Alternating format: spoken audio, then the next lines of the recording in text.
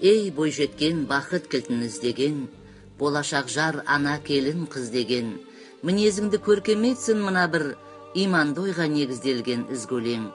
Отау құрсаң атенең мен жарыңның, оябын тап орамал да тағынғын, дәл өзіңе байланысты алдымен жат жұртқа кеп ашылуы бағыңның.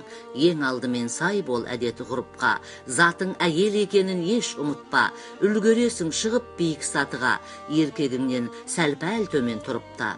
Бұрынғылар салған қара сенізге, екі жаққа тура жолды тең ізде, төсек жимай тек төркіншіл болып ап, келген жерге көргенсіз қыз дегізбе.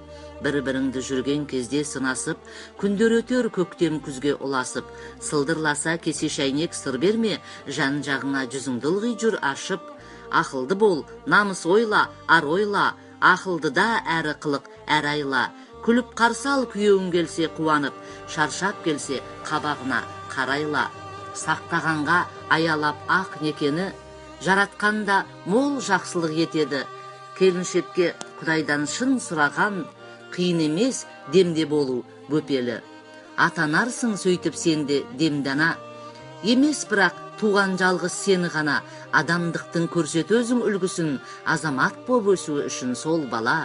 Жақсы бала әкесіне тартқаны, жаман болса шешеге жүк артқаны.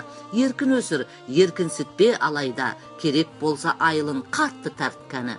Кемшілігін бетке баспай қатесін, еркек сыйлау әйел үшін өтесін, жақсы жағын айтып ылғи сыртынан, асқартау қыл балаларыңа әкесін. Күйттеп жүріп тіршіліктің қуғамын, үй жайыңнан ырыс құтты қумағын, тіл тигізбе атенеңе ескермей, күйеуіңнің дәл солардан туғанын. Төркінді емес, үйде кәрі жас тойлап, келін болып жағыну ең бастайғақ, күйеуіңнің шотын шабу міндетің, келген жерге судай сіңіп тастайбат.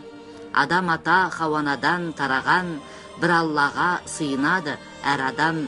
Есті әйел боп, соны білсең жаннатқа, кіраласың есігінен қалаған. Есті әйел боп, соны білсең жаннатқа, кіраласың есігінен қалаған.